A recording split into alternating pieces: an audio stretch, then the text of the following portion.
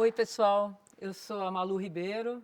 Eu, há 25 anos, trabalho na SOS Mata Atlântica e tenho o privilégio de trabalhar e viver fazendo aquilo que eu acredito, aquilo que eu mais amo, que é me dedicar a uma causa ambiental, né? A água.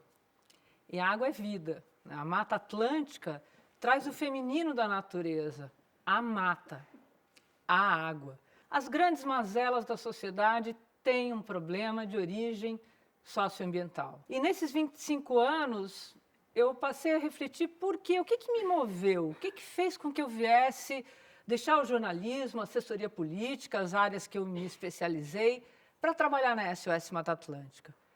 Foi culpa de um jacaré, eu achei, no início, que era o jacaré teimoso. Um jacaré que apareceu lá nos anos 90, nadando na marginal do Rio Tietê, em São Paulo. E que os jornalistas, as pessoas, apelidaram de teimoso.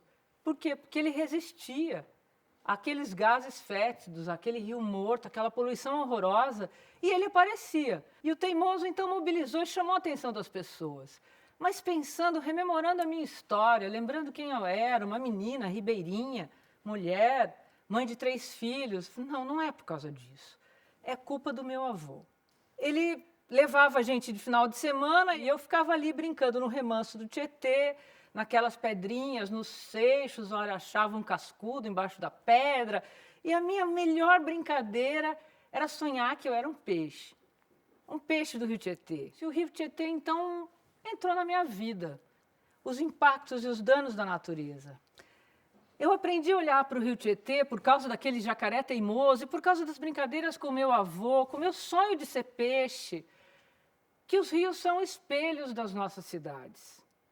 Narciso não olha para aquilo que lhe é feio. Ninguém olha para um espelho que mostra que você é feio.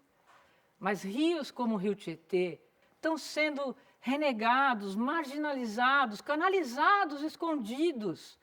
Rio como o Ipiranga, dos nossos hinos, do nosso hino. As margens plácidas do Ipiranga hoje são avenidas. Ele está enterrado.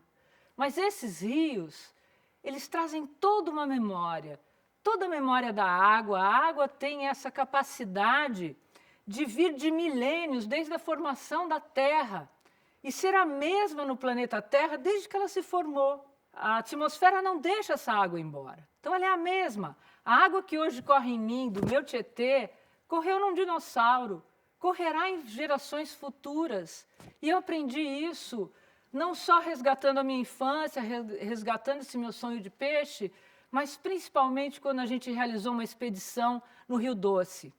Depois daquele gravíssimo dano ambiental, que acabou com uma bacia inteira, com um rio que chamava Doce, que é o Atu dos índios Krenak. O que é o Atu?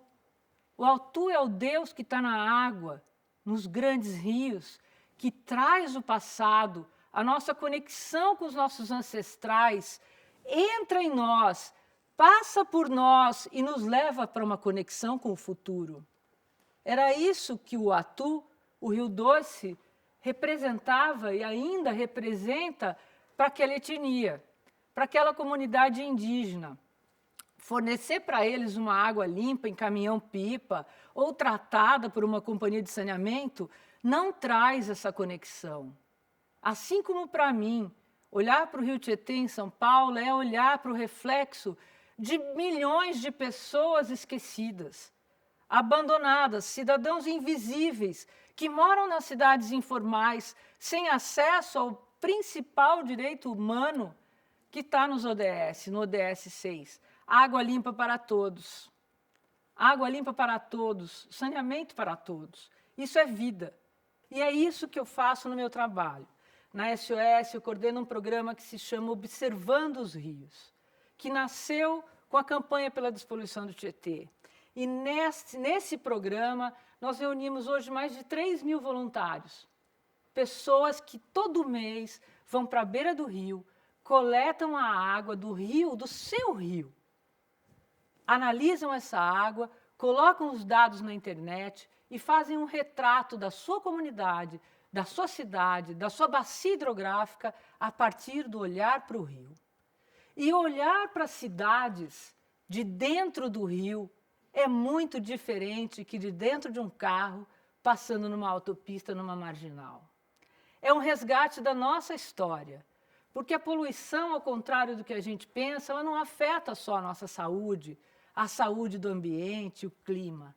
Ela afeta a nossa identidade. Mas por isso a gente não desiste, como aquele jacaré ou como aquele meu antigo sonho de peixe, de lutar por essa causa.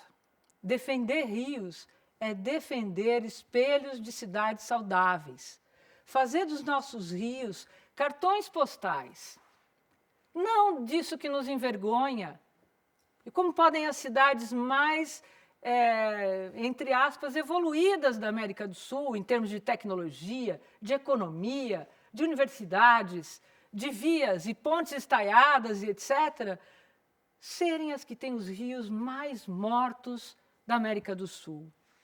O que são rios mortos? São rios que, ao invés de trazer toda essa memória, toda a nossa expectativa do futuro, mostram e espelham a nossa incapacidade.